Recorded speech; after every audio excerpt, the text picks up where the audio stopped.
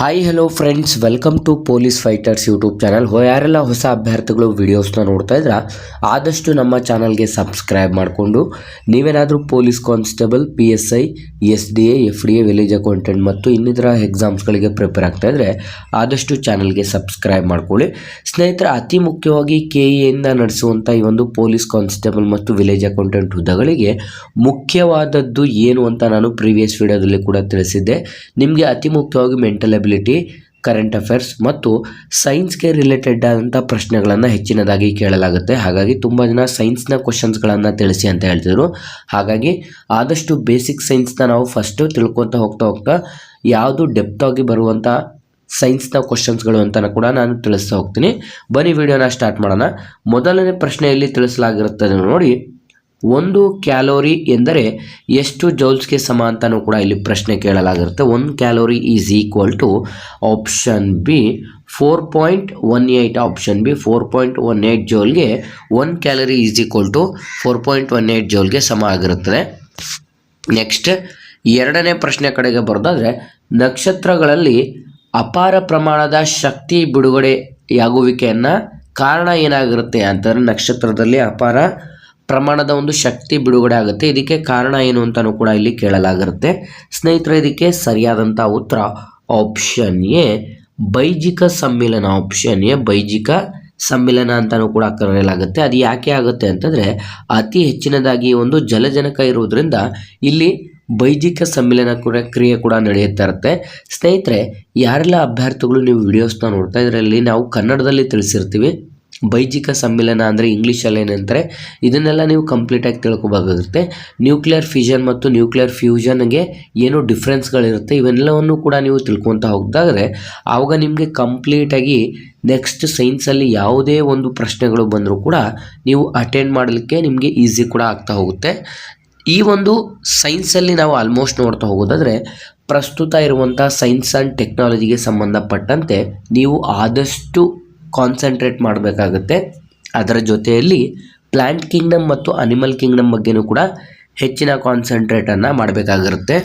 Next ಮೂರನೇ ಪ್ರಶ್ನೆ, ಅಣು ರಿಯಾಕ್ಟರ್ಗಳಲ್ಲಿ ಮಾಡರೇಟರ್ಗಳಾಗಿ ಇದನ್ನು ಬಳಸುತ್ತಾರೆ. ಸ್ನೇಹಿತರೆ, ನಾವು ಸ್ಟಾರ್ ಅಂತ ಮೆನ್ಷನ್ ಮಾಡೋಲ್ಲ, ತುಂಬ ಇಂಪಾರ್ಟೆಂಟ್ ಮತ್ತು ಪ್ರೀವಿಯಸ್ ಎಕ್ಸಾಮ್ಸ್ಗಳಲ್ಲಿ ಬಂದಂಥ ಪ್ರಶ್ನೆಗಳಾಗಿರುತ್ತೆ. ನಿಮಗೆ ಇಲ್ಲಿಗೆ ಆಲ್ರೆಡಿ ಗೊತ್ತಿರುತ್ತೆ, ಪ್ರೀವಿಯಸ್ನ ಎಕ್ಸಾಮ್ಸ್ಗಳನ್ನು ಅಟೆಂಡ್ ಮಾಡಿರುವಂಥ ಕ್ಯಾಂಡಿಡೇಟ್ಸ್ಗಳಿಗೆ ಈ ಒಂದು ಕ್ವಶನ್ಸ್ಗಳು ಗೊತ್ತಿರುತ್ತೆ ಮತ್ತು ಹೊಸದಾಗಿ ಅಟೆಂಡ್ ಮಾಡಿರುವಂಥವ್ರಿಗೆ ಇದು ಇಂಪಾರ್ಟೆಂಟ್ ಅಂತ ಯಾಕೆ ಹೇಳ್ತೀವಿ ಅಂತಂದರೆ, ಇಂಥ ಪ್ರಶ್ನೆಗಳು ಪ್ರತಿಯೊಂದು ಎಕ್ಸಾಮ್ಸಲ್ಲೂ ರಿಪೀಟ್ ಆಗಿರ್ತವೆ. ಅಣು ರಿಯಾಕ್ಟರ್ಗಳಲ್ಲಿ ಬಳಸುವಂಥ ಮಾಡರೇಟರ್ಗಳನ್ನಾಗಿ ಈ ಕೆಳಕಂಡವನ್ನು ಬಳಸಲಾಗುತ್ತದೆ ಅಂತಲೂ ಕೂಡ ಇಲ್ಲಿ ನೀಡಲಾಗಿರುತ್ತೆ. ಸರಿಯಾದಂಥ ಉತ್ತರವನ್ನು ನೋಡಿದ್ರೆ option C graphite. Option C graphite ಇದಕ್ಕೆ ಸರಿಯಾದಂಥ ಉತ್ತರವಾಗಿರುತ್ತೆ. ಇದರ ಜೊತೆಗೆ ಇನ್ನೊಂದನ್ನು ಬಳಸಲಾಗುತ್ತೆ, ಅದು ಯಾವುದು ಅಂತಂದರೆ ಭಾರಜಲ ಅಥವಾ D2O ಅಂತಲೂ ಕೂಡ ಕರೆಯಲಾಗುತ್ತೆ. ಭಾರಜಲ ಅಥವಾ D2O ಅಂತಲೂ ಕೂಡ ಕರೆಯಲಾಗುತ್ತೆ. ಇವೆರಡನ್ನೂ ಕೂಡ ನೀವು ಆದಷ್ಟು ಜ್ಞಾಪನ ಇಟ್ಕೊಂಡಿರ್ಬೇಕಾಗುತ್ತೆ. ನೆಕ್ಸ್ಟ್ ನಾಲ್ಕನೆಯ ಪ್ರಶ್ನೆ, ವಾತಾವರಣದ ತೇವಾಂಶವನ್ನು ಅಳೆಯಲು ಬಳಸುವ ಮಾಪಕ ಯಾವುದು? ವಾತಾವರಣದ ತೇವಾಂಶವನ್ನು ಅಳೆಯಲು ಬಳಸುವಂಥ ಮಾಪಕ, ಇದು ಕೂಡ ತುಂಬ ಇಂಪಾರ್ಟೆಂಟ್ ಆದಂಥ ಪ್ರಶ್ನೆ ಆಗಿರುತ್ತೆ.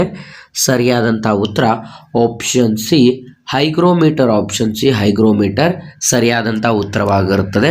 ನೆಕ್ಸ್ಟ್ ಅನಿಮೋಮೀಟರ್ ಯಾವುದಕ್ಕೆ ಬಳಸ್ತಾರೆ, ಬ್ಯಾರೋಮೀಟರ್ ಯಾವುದಕ್ಕೆ ಬಳಸ್ತಾರೆ, ಲ್ಯಾಕ್ಟೋಮೀಟರ್ ಯಾವುದಕ್ಕೆ ಬಳಸ್ತಾರೆ, ಇದ್ರ ಬಗ್ಗೆ ಕಂಪ್ಲೀಟಾಗಿ ನಾನು ವಾತಾವರಣದಲ್ಲಿ ಈಗ ಪ್ರಸ್ತುತ ನಾವು ವಾತಾವರಣದ ತೇವಾಂಶವನ್ನು ಅಳೆಯಲು ಬಳಸುವಂಥ ಮಾಪಕ ಆಪ್ಷನ್ ಸಿ ಹೈಗ್ರೋಮೀಟರ್ ಸರಿಯಾದಂಥ ಉತ್ತರ ಕೂಡ ಆಗಿರುತ್ತದೆ. ನೆಕ್ಸ್ಟ್ ಐದನೇ ಪ್ರಶ್ನೆ, ಗಾಳಿಯ ವೇಗವನ್ನು ಅಳೆಯಲು ಬಳಸುವ ಮಾಪಕ. ಗಾಳಿಯ ವೇಗವನ್ನು ಅಳೆಯಲು ಬಳಸುವಂಥ ಮಾಪಕ ಯಾವುದು ಅಂತ ನೋಡಿದ್ರೆ ಸರಿಯಾದಂಥ ಉತ್ತರ ಅನಿಮೋಮೀಟರ್. ಆಪ್ಷನ್ ಎ ಅನಿಮೋಮೀಟರ್ ಸರಿಯಾದಂಥ ಉತ್ತರವಾಗಿರುತ್ತೆ. ಅನಿಮೋಮೀಟರ್ ಗಾಳಿಯ ವೇಗವನ್ನು ಅಳೆಯಲಿಕ್ಕೆ ಬಳಸಿದರೆ ವಾತಾವರಣದಲ್ಲಿರುವಂಥ ತೇವಾಂಶವನ್ನು ಅಳೆಯಲು ಬಳಸುವಂಥ ಸಾಧನ ಯಾವುದು ಅಂತಂದರೆ ಹೈಗ್ರೋಮೀಟರ್ ಸರಿಯಾದಂಥ ಉತ್ತರವಾಗಿರುತ್ತದೆ. ನೆಕ್ಸ್ಟ್ ಆರನೆಯ ಪ್ರಶ್ನೆ, ಆಕಾಶದಲ್ಲಿರುವ ಬಣ್ಣ ನೀಲಿ ಆಗಿರಲು ಕಾರಣ ಏನು? ಆಕಾಶದಲ್ಲಿರುವ ಬಣ್ಣ ನೀಲಿ ಆಗಿರಲು ಕಾರಣ ಏನು ಅಂತಲೂ ಕೂಡ ಇಲ್ಲಿ ಪ್ರಶ್ನೆ ಆಗಿರುತ್ತೆ. ಸರಿಯಾದಂಥ ಉತ್ತರ ಆಪ್ಷನ್ ಎ ಬೆಳಕಿನ ಚದುರುವಿಕೆ. ಆಪ್ಷನ್ ಎ ಬೆಳಕಿನ ಚದುರುವಿಕೆ ಅಂತಂದರೆ ಸ್ಕ್ಯಾಟ್ರಿಂಗ್ ಆಫ್ ಲೈಟ್ ಅಂತಲೂ ಕೂಡ ಕರೆಯಲಾಗುತ್ತೆ. ಈ ಒಂದು ಸ್ಕ್ಯಾಟ್ರಿಂಗ್ ಆಫ್ ಲೈಟನ್ನು ಕಂಡುಹಿಡಿದಂಥವ್ರು ರಾಮನ್ ಆಗಿರ್ತಾರೆ. ಹಾಗಾಗಿ ಇದಕ್ಕೆ ರಾಮನ್ ಎಫೆಕ್ಟ್ ಅಂತಲೂ ಕೂಡ ಕರೆಯಲಾಗುತ್ತದೆ. ಇದು ಕೂಡ ಇಂಪಾರ್ಟೆಂಟ್ ಆದಂಥ ಪ್ರಶ್ನೆ ಆಗಿರುತ್ತದೆ. ನೆಕ್ಸ್ಟ್ 7ನೇ ಪ್ರಶ್ನೆ ಕಡೆಗೆ ಬರೋದಾದರೆ, ಸ್ಪಷ್ಟವಾದ ಪ್ರತಿಧ್ವನಿ ಕೇಳಬೇಕಾದರೆ ನಾವು ಕನಿಷ್ಠ ಇರಬೇಕಾದಂಥ ದೂರ ಎಷ್ಟು ಅಂತಂದರೆ, ಒಂದು ಪ್ರತಿಧ್ವನಿಗಳು ಸ್ಪಷ್ಟವಾಗಿ ಕೇಳಿಸ್ಬೇಕಂತಂದರೆ ಅಂದರೆ ರಿಫ್ಲೆಕ್ಟ್ ಆಗಬೇಕಂದ್ರೆ ನಾವು ಕನಿಷ್ಠ ಇರಬೇಕಾದಂಥ ಒಂದು ದೂರ ಎಷ್ಟು ಅಂತಲೂ ಕೂಡ ಇಲ್ಲಿ ಪ್ರಶ್ನೆಗಳನ್ನು ಕೇಳಲಾಗಿರುತ್ತೆ. ಸರಿಯಾದಂಥ ಉತ್ತರ option C 17 meter. Option C 17 meter ಆಗಿರುತ್ತೆ. ಒಂದು ಪ್ಲೇಸಿಂದ ಇನ್ನೊಂದು ಪ್ಲೇಸ್ನ ಒಳಗಡೆ ಇರುವಂಥ ಒಂದು ಡಿಸ್ಟೆನ್ಸನ್ನು ಅದು ಪ್ರತಿಧ್ವನಿಯಾಗಿ ಅಂದರೆ ರಿಫ್ಲೆಕ್ಟ್ ಆಗಲಿಕ್ಕೆ ನಿಮಗೆ 17 ಮೀಟರ್, ಕನಿಷ್ಠ 17 ಮೀಟರ್ ದೂರ ಇದ್ದರೆ ಸಾಕು, ನೀವು ಈ ಒಂದು ಪ್ರತಿಧ್ವನಿಗಳು ಕೂಡ ಕೇಳಿಸುತ್ತೆ. ನೆಕ್ಸ್ಟ್ 8ನೇ ಪ್ರಶ್ನೆ, ದ್ಯುತಿ ಸಂಶ್ಲೇಷಣೆ ಕ್ರಿಯೆಯು ಯಾವ ಬೆಳಕಿನಲ್ಲಿ ಅತಿ ಹೆಚ್ಚಾಗಿರುತ್ತದೆ? ಇದು ಕೂಡ ತುಂಬ ಇಂಪಾರ್ಟೆಂಟ್ ಆಗಿರುತ್ತೆ. ದ್ಯುತಿ ಸಂಶ್ಲೇಷಣೆ ಕ್ರಿಯೆಯು ಈ ಕೆಳಕಂಡ ಯಾವ ಒಂದು ಬೆಳಕಿನಲ್ಲಿ ಹೆಚ್ಚಾಗಿ ಕಾಣಬಹುದಾಗಿರುತ್ತೆ ಅಂತ ನೋಡಿದ್ರೆ ಸರಿಯಾದಂಥ ಉತ್ತರ ಆಪ್ಷನ್ ಬಿ ಕೆಂಪು ಬೆಳಕು. ಆಪ್ಷನ್ ಬಿ ಕೆಂಪು ಬೆಳಕಿನಲ್ಲಿ ಅತಿ ಹೆಚ್ಚಿನದಾಗಿ ದ್ಯುತಿ ಸಂಶ್ಲೇಷಣೆ ಒಂದು ಪ್ರಕ್ರಿಯೆಗಳು ನಡೆಯುವಂಥ ಬೆಳಕು ಕೂಡ ಆಗಿರುತ್ತದೆ. ನೆಕ್ಸ್ಟ್ 9ನೇ ಪ್ರಶ್ನೆ, ಈ ಕೆಳಗಿನ ಯಾವುದು ಪರೋಕಾಂತೀಯ ವಸ್ತುವಿಗೆ ಉದಾಹರಣೆ ಅಲ್ಲ? ಸ್ನೇಹಿತರೆ, ಪ್ರತಿಯೊಂದು ಎಕ್ಸಾಮ್ಸಲ್ಲೂ ಕೂಡ ನೀವು ಕಾನ್ಸಂಟ್ರೇಟ್ ಇಟ್ಟು ಕೊನೆವರೆಗೂ ಪ್ರಶ್ನೆನ ಓದಬೇಕಾಗುತ್ತೆ. ಯಾಕೆ ಅಂತಂದರೆ ಪರೋಪಕಾಂತಿ ಅಂತಂದರೆ ಪರೋಕಾಂತೀಯ ವಸ್ತುವಿಗೆ ಉದಾಹರಣೆ ಅಂತ ಅಂದ್ಕೊಂಡ್ಬಿಟ್ಟು ನೀವು ಆಪ್ಷನ್ ಯಾವುದೋ ಒಂದು ಹಾಕ್ಬಿಡ್ತೀರ. ಆದರೆ ಇಲ್ಲಿ ಕೇಳಿರೋಂಥದ್ದು ಅಲ್ಲ ಅಂತ ಕೇಳಿರ್ತಾರೆ. ಈ ಒಂದು ಪ್ರಶ್ನೆಗಳನ್ನು ಲಾಸ್ಟ್ವರೆಗೂ ಕ್ಲೀನಾಗಿ ಓದ್ಕೊಂಡಾಗ ಮಾತ್ರ ನಿಮಗೆ ಗೊತ್ತಾಗುತ್ತೆ. ಇಲ್ಲ ಅಂತಂದರೆ ನೀವೇನು ಮಾಡಿಬಿಡ್ತೀರ, ಅಯ್ಯೋ ಸಡನ್ನಾಗಿ ನನಗೆ ಗೊತ್ತಿದೆಯಲ್ಲ ಅಂತ ಯಾವುದೋ ಒಂದು ಆಪ್ಷನ್ ಹಾಕಿರ್ತಾರೆ, ಅದು ತಪ್ಪಾಗಿರುತ್ತೆ. ನೀವು ಲಾಸ್ಟಿಗೆ ಕೀ ಆನ್ಸರ್ ನೋಡಬೇಕಾದ್ರೆ ಅವ್ರು ಕೇಳಿರೋಂಥದ್ದು ಪೆರೋಕಾಂತಿಯ ಉದಾಹರಣೆ ಅಲ್ಲ ಅಂತ ಇಲ್ಲಿ ಕೇಳಲಾಗಿರುತ್ತೆ. ಇದಕ್ಕೆ ಸರಿಯಾದಂಥ ಉತ್ತರ ಆಪ್ಷನ್ ಎ ಸರಿಯಾದಂಥ ಉತ್ತರವಾಗಿರುತ್ತೆ. ಇದನ್ನು ಹೊರತುಪಡಿಸಿ ಇನ್ನೆಲ್ಲವೂ ಕೂಡ ಪೆರೋಕಾಂತಿ ಆಗಿರುತ್ತೆ. ಆದರೆ ಆಪ್ಷನ್ ಎ ಸೀಸಾ ಇದು ಯಾವುದಕ್ಕೆ ಉದಾಹರಣೆ ಆಗಿದೆ ಅಂತಂದರೆ ಡಯಾಕಾಂತು ವಸ್ತುವಿಗೆ ಉದಾಹರಣೆ ಆಗಿರುತ್ತದೆ. ನೆಕ್ಸ್ಟ್ 10ನೇ ಪ್ರಶ್ನೆ, ಯಾವ ನಿಯಮದ ಅನ್ವಯ ರೈಲ್ವೆ ನಿಲ್ದಾಣದಲ್ಲಿ ರೈಲು ಹತ್ತಿರ ಬಂದಂತೆ ಶಬ್ದ ಹೆಚ್ಚಾಗಿ ಕೇಳಿಸುತ್ತದೆ ಮತ್ತು ದೂರ ಹೋದಂತೆ ಕಡಿಮೆಯಾಗುತ್ತದೆ? ಸ್ನೇಹಿತರೆ, ಇದು ಕೂಡ ತುಂಬ ಇಂಪಾರ್ಟೆಂಟ್ ಪ್ರಶ್ನೆ ಆಗಿರುತ್ತೆ. ಫಾರ್ ಎಕ್ಸಾಂಪಲ್, ಇದಕ್ಕೆ ಇನ್ನೊಂದು ಎಕ್ಸಾಂಪಲ್ ಅವರು ಏನು ಕೊಡಬಹುದು ಅಂತಂದರೆ, ನೀವು ಆ್ಯಂಬುಲೆನ್ಸಲ್ಲಿ ಬರುವಂಥ ಆಂಬುಲೆನ್ಸ್ ನಿಮ್ಮ ಕಡೆ ಬರ್ತಿದ್ದಂಗೆ ನಿಮಗೆ ಸೌಂಡ್ ಜಾಸ್ತಿ ಕೇಳುತ್ತೆ. ಆ ಒಂದು ಆ್ಯಂಬುಲೆನ್ಸ್ ನಿಮ್ಮನ್ನು ಬಿಟ್ಟು ಮುಂದಕ್ಕೆ ಹೋಗ್ತಾ ಇದೆ ಅನ್ನುವಂಥ ಸಂದರ್ಭದಲ್ಲಿ ಆ್ಯಂಬುಲೆನ್ಸ್ನ ಸೌಂಡು ಕಡಿಮೆ ಕೇಳಿಸುತ್ತೆ. ನಿಮಗೆ ರೈಲು ಕೇಳ್ಬೋದು ಅಥವಾ ಆ್ಯಂಬುಲೆನ್ಸ್ನ ಬಗ್ಗೆನೂ ಕೇಳ್ಬೋದು. ಇವೆರಡಕ್ಕೂ ಕೂಡ ಸರಿಯಾದಂಥ ಉತ್ತರ ಯಾವುದು ಅಂತ ನಾವಿಲ್ಲಿ ನೋಡ್ತಾ ಹೋಗೋದಾದರೆ 10ನೇ ಪ್ರಶ್ನೆಗೆ ಸರಿಯಾದಂಥ ಉತ್ತರ ಆಪ್ಷನ್ ಬಿ ಇದು ಡಾಪ್ಲರ್ ಎಫೆಕ್ಟ್ ಆಗಿರುತ್ತೆ ಅಥವಾ ಡಾಪ್ಲರ್ನ ನಿಯಮಕ್ಕೆ ಒಂದು ಉದಾಹರಣೆ ಕೂಡ ಆಗಿರುತ್ತೆ. ಇದು ಕೂಡ ತುಂಬ ಇಂಪಾರ್ಟೆಂಟ್ ಆದಂಥ ಪ್ರಶ್ನೆ ಆಗಿರುತ್ತೆ. ಡಾಪ್ಲರ್ ಎಫೆಕ್ಟ್ ಸರಿಯಾದಂಥ ಉತ್ತರವಾಗಿದೆ. ನೆಕ್ಸ್ಟ್ 11ನೇ ಪ್ರಶ್ನೆ, ಯಾವ ನಿಯಮದ ಅನ್ವಯ ಕಣ್ಣಿನ ಪಾಪೆಯು ನೀಲಿಯಾಗಿ ಕಾಣುವುದು? ಯಾವ ನಿಯಮದ ಪ್ರಕಾರ ಕಣ್ಣಿನ ಪಾಪೆಯು ನೀಲಿಯಾಗಿ ಕಾಣುತ್ತದೆ ಅಂತ ಪ್ರಶ್ನೆ ಕೂಡ ಆಗಿರುತ್ತೆ. ಸರಿಯಾದಂಥ ಉತ್ತರ ಆಪ್ಷನ್ ಎ ಟಿಂಡಾಲ್ ಎಫೆಕ್ಟ್ ಅಂತಂದರೆ ಆಪ್ಷನ್ ಎ ಟಿಂಡಾಲ್ನ ನಿಯಮದ ಪ್ರಕಾರ ಕಣ್ಣಿನ ಗುಡ್ಡೆಗಳು ಅಥವಾ ಕಣ್ಣಿನ ಪಾಪೆಯು ನೀಲಿಯಾಗಿ ಕಾಣುತ್ತದೆ. 12ನೇ ಪ್ರಶ್ನೆ, ಮರುಭೂಮಿಯಲ್ಲಿ ಮರೀಚಿಕೆಗಳು ಕಂಡುಬರಲು ಕಾರಣ ಏನು? ಸ್ನೇಹಿತರೆ, ಇದು ಕೂಡ ತುಂಬ ಇಂಪಾರ್ಟೆಂಟ್ ಆದಂಥ ಪ್ರಶ್ನೆ ಆಗಿರುತ್ತೆ. ಮರುಭೂಮಿಗಳಲ್ಲಿ ನಿಮಗೆ ಮರೀಚಿಕೆಗಳು ಅಂತಂದರೆ ನೀವು ಒಂದು ಪ್ಲೇಸಲ್ಲಿ ನಿಂತ್ಕೊಂಡು ನೋಡಬೇಕಾದ್ರೆ ತುಂಬ ದೂರದಲ್ಲಿ ನಿಮಗೆ ನೀರು ಇರುವಂಥ ಒಂದು ಗೋಚರಿಕೆಯನ್ನು ಕಾಣುತ್ತದೆ. ಅದನ್ನೇ ಮರೀಚಿಕೆ ಅಂತಲೂ ಕೂಡ ಕರೆಯಲಾಗುತ್ತದೆ. ಮರೀಚಿಕೆ ಕಾಣಲು ಕಾರಣ ಏನು ಅಂತ ಇಲ್ಲಿ ನೋಡ್ತಾ ಹೋದರೆ ಸರಿಯಾದಂಥ ಉತ್ತರ ಆಪ್ಷನ್ ಬಿ ಸಂಪೂರ್ಣ ಆಂತರಿಕ ಪ್ರತಿಫಲನ, ಟೋಟಲ್ ಇಂಟರ್ನಲ್ ರಿಫ್ಲೆಕ್ಷನ್ ಅಂತ ಕರೆಯಲಾಗುತ್ತದೆ. ಇಂಗ್ಲೀಷಲ್ಲಿ ಕೇಳಿದ್ರು ಕೂಡ ನೀವು ಅಟೆಂಡ್ ಮಾಡಬೇಕು, ಕನ್ನಡದಲ್ಲಿ ಕೇಳಿದ್ರು ಕೂಡ ಅಟೆಂಡ್ ಮಾಡಬೇಕಾಗಿರುತ್ತೆ. ಹಾಗಾಗಿ ನೀವು ಆದಷ್ಟು ಇಂಗ್ಲೀಷ್ ಮತ್ತು ಕನ್ನಡ ಎರಡರಲ್ಲೂ ತಿಳ್ಕೊಂಡಿರ್ಬೇಕಾಗುತ್ತೆ. Option B total internal reflection ಅಥವಾ ಸಂಪೂರ್ಣ ಆಂತರಿಕ ಪ್ರತಿಫಲನ ಸರಿಯಾದಂಥ ಉತ್ತರವಾಗಿರುತ್ತೆ. ನೆಕ್ಸ್ಟ್ 13ನೇ ಪ್ರಶ್ನೆ, ಕೀಟಗಳಿಂದ ಆಗುವ ವಸ್ತುಗಳ ಸಸ್ಯಗಳ ಪರಾಗಸ್ಪರ್ಶ ಕ್ರಿಯೆಯನ್ನು ಏನೆನ್ನುತ್ತಾರೆ ಅಂತಂದರೆ, ಕೀಟಗಳಿಂದ ಆಗುವಂಥ ಸಸ್ಯಗಳ ಪರಾಗಸ್ಪರ್ಶ ಅಂತಂದರೆ ಫ್ಯೂಷನ್ಗೆ ಏನೆಂದು ಕರೆಯಲಾಗುತ್ತದೆ ಅಂತ ಇಲ್ಲಿ ಪ್ರಶ್ನೆ ಕೇಳಲಾಗಿರುತ್ತೆ. ಸರಿಯಾದಂಥ ಉತ್ತರ ಆಪ್ಷನ್ ಎ ಎಂಟಮೋಫಿಲಿ ಆಪ್ಷನ್ ಎ ಎಂಟಮೋಫಿಲಿ ಸರಿಯಾದಂಥ ಉತ್ತರ ಕೂಡ ಆಗಿರುತ್ತೆ. ಸ್ನೇಹಿತರೆ, ತುಂಬ ಜನ ಅಭ್ಯರ್ಥಿಗಳು ಏನು ಮಾಡ್ತೀರಾ, ನೀವು ಸೈನ್ಸ್ನ ಜಾಸ್ತಿ ಕಾನ್ಸಂಟ್ರೇಟ್ ಮಾಡಲ್ಲ. ಆಮೇಲೆ ಕರೆಂಟ್ ಅಫೇರ್ಸು ಮತ್ತು ಮೆಂಟಲ್ ಎಬಿಲಿಟಿ ಇವು 3 ಟಾಪಿಕ್ಸ್ಗಳನ್ನು ಬಿಟ್ಟು ನೀವು ಹಿಸ್ಟ್ರಿ, ಜಿಯೋಗ್ರಫಿ, ಕರೆಂಟ್ ಅಫೇರ್ ಆಮೇಲೆ ಇಂಡಿಯನ್ ಕಾನ್ಸ್ಟಿಟ್ಯೂಷನ್ ಅಂತ ಅದನ್ನೇ ತುಂಬ ಸಲ ರಿಪಿಟೇಷನ್ ಮಾಡ್ತಾ ಇರ್ತಾರೆ. ಆದರೆ ನೀವು ಒಂದು ಜಾಬನ್ನು ಪಡ್ಕೋಬೇಕು ಅಂತಂದರೆ ಇಲ್ಲಿ ನಿಮಗೆ ತುಂಬ ಇಂಪಾರ್ಟೆಂಟಾಗಿ ಬೇಕಿರುವಂಥ ಒಂದು ಪಾಯಿಂಟ್ಸ್ಗಳನ್ನು ನೀವು ತಿಳ್ಕೊಬೇಕಾಗಿರುತ್ತೆ. ಇವಾಗಿನ ಒಂದು ಪ್ರಸ್ತುತ ಕಾಂಪಿಟೇಷನಲ್ಲಿ ಮೆಂಟಲ್ ಎಬಿಲಿಟಿ, ಕರೆಂಟ್ ಅಫೇರ್ಸ್ ಮತ್ತು ಸೈನ್ಸ್ ಅಥವಾ ವಿಜ್ಞಾನಕ್ಕೆ ಸಂಬಂಧಪಟ್ಟಂತೆ ನೀವು ಅತಿ ಹೆಚ್ಚಿನದಾಗಿ ಎಷ್ಟು ಕ್ವಶನ್ ಬರುತ್ತೆ ಅಷ್ಟು ಕ್ವಶನ್ಗಳಲ್ಲೂ ನೀವು ಕೂಡ 100ಗೆ 100 ಔಟ್ ಆಫ್ 100 ತೊಗೊಂಡ್ರೆ ಅಂತಂದರೆ ಈ ಒಂದು 3 ಟಾಪಿಕ್ಸ್ಗಳಿಂದ ಇನ್ನೂ ಮಿಕ್ಕುಳಿದಂತೆ ಹಿಸ್ಟ್ರಿ, ಜಿಯೋಗ್ರಫಿ, ಇಂಡಿಯನ್ ಕಾನ್ಸ್ಟಿಟ್ಯೂಷನ್ ಇವೆಲ್ಲವೂ ಕೂಡ ನೀವು ಆಲ್ಮೋಸ್ಟ್ ಓದಿರ್ತೀರ. ನೀವು ಸೆಲೆಕ್ಷನ್ ಆಗುವಂಥ ಸಾಧ್ಯತೆಗಳು ಹೆಚ್ಚಿನದಾಗಿ ಇರುತ್ತೆ. ನೆಕ್ಸ್ಟ್ 14ನೇ ಪ್ರಶ್ನೆ, ಪಕ್ಷಿಗಳಿಂದ ಆಗುವಂಥ ಸಸ್ಯಗಳ ಪರಾಗಸ್ಪರ್ಶ ಕ್ರಿಯೆ ಏನೆಂದು ಕರೆಯಲಾಗುತ್ತದೆ ಅಂತಂದರೆ ಸ್ನೇಹಿತರೆ, ಪ್ರೀವಿಯಸ್ಸಲ್ಲಿ ಕೀಟಗಳಿಂದ ಆಗೋದಕ್ಕೆ ನಾವು ಎಂಟಮೋಫಿಲಿ ಅಂತ ಕರಿತೀವಿ.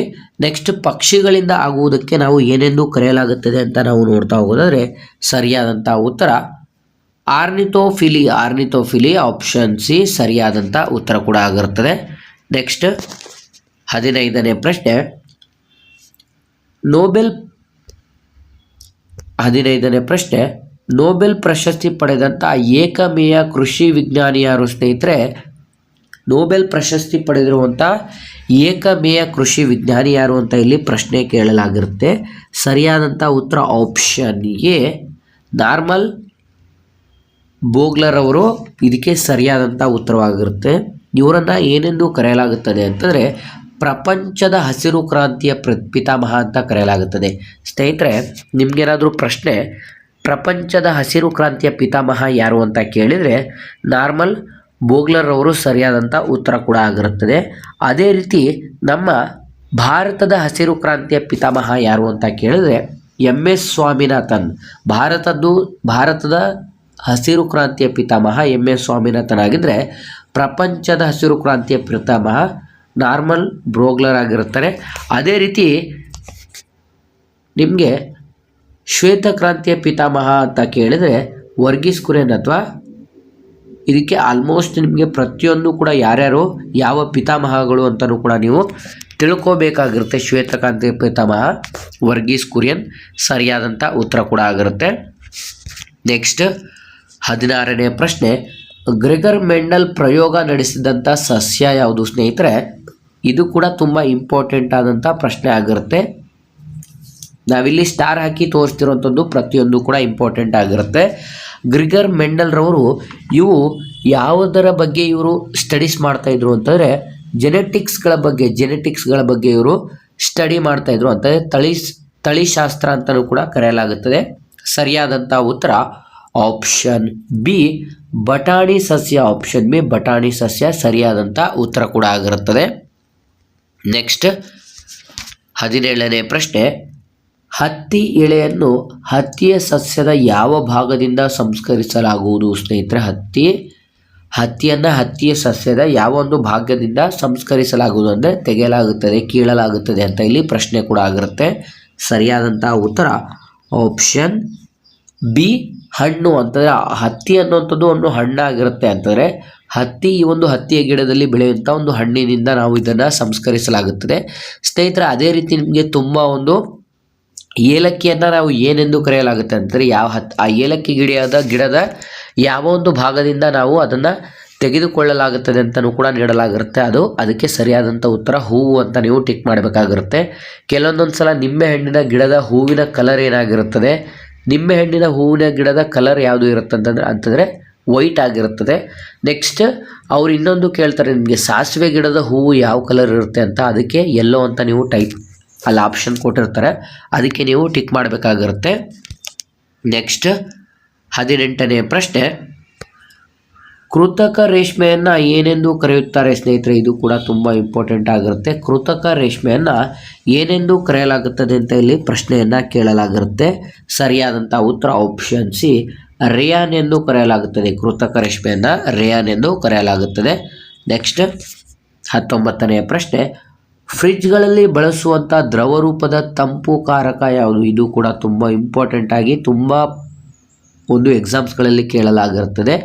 ಫ್ರಿಡ್ಜ್ಗಳಲ್ಲಿ ಬಳಸುವಂಥ ಒಂದು ದ್ರವ ರೂಪದ ತಂಪು ಕಾರಕ ಯಾವುದು ಅಂತ ಇಲ್ಲಿ ಪ್ರಶ್ನೆಗಳನ್ನು ಕೇಳಲಾಗಿರುತ್ತೆ. ಸರಿಯಾದಂಥ ಉತ್ತರ option C ammonia. Option C ammonia ಇದಕ್ಕೆ ಸರಿಯಾದಂಥ ಉತ್ತರ ಕೂಡ ಆಗಿರುತ್ತದೆ. ನೆಕ್ಸ್ಟ್ 20ನೇ ಪ್ರಶ್ನೆ, ಕೆಳಗಿನ ಯಾವುದು ನೆಲದಿಂದ ನೆಲಕ್ಕೆ ಜಿಗಿಯುವ ಒಂದು ಕ್ಷಿಪಣಿಗೆ ಉದಾಹರಣೆಯಾಗಿದೆ? ಈ ಕೆಳಕಂಡ ಯಾವುದು ಒಂದು ನೆಲದಿಂದ ನೆಲಕ್ಕೆ ಜಿಗಿಯುವಂಥ ಒಂದು ಕ್ಷಿಪಣಿಗೆ ಉದಾಹರಣೆಯಾಗಿದೆ ಅಂತ ಇಲ್ಲಿ ಪ್ರಶ್ನೆಗಳನ್ನು ಕೇಳಲಾಗಿರುತ್ತೆ. ಸರಿಯಾದಂಥ ಉತ್ತರ ಆಪ್ಷನ್ ಎ ಅಗ್ನಿ ಎನ್ನುವಂಥ ಈ ಒಂದು ಕ್ಷಿಪಣಿ ನೆಲದಿಂದ ನೆಲಕ್ಕೆ ಜಿಗಿಯುವಂಥ ಉದಾಹರಣೆ ಕೂಡ ಆಗಿರುತ್ತೆ. ಪ್ರಸ್ತುತ ನೀವು ನಮ್ಮ ಭಾರತದ ಒಂದು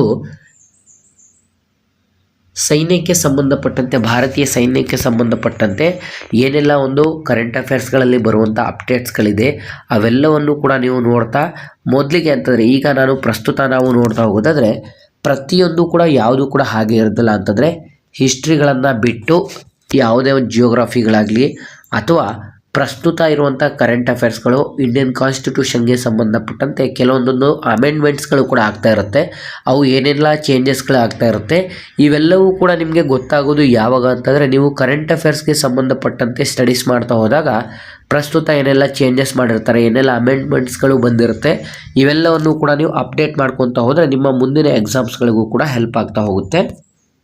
ನೆಕ್ಸ್ಟ್ 21ನೇ ಪ್ರಶ್ನೆ, ಕೆಳಗಿನ ಯಾವುದು ನೆಲದಿಂದ ನೆಲಕ್ಕೆ ಜಿಗಿಯುತ್ತದೆ? ಇದಕ್ಕೆ ಆಲ್ರೆಡಿ ನಾವು ನೋಡಿದ್ವಿ. ಆಪ್ಷನ್ ಎ ಸರಿಯಾದಂಥ ಉತ್ತರ ಕೂಡ ಆಗಿರುತ್ತೆ. 22ನೇ ಪ್ರಶ್ನೆ, ಸತೀಶ್ ಧವನ್ ಬಾಹ್ಯಾಕಾಶ ಕೇಂದ್ರ ಎಲ್ಲಿದೆ ಸ್ನೇಹಿತರೆ? ಇದು ಕೂಡ ತುಂಬ ಇಂಪಾರ್ಟೆಂಟ್ ಆಗಿರುತ್ತೆ.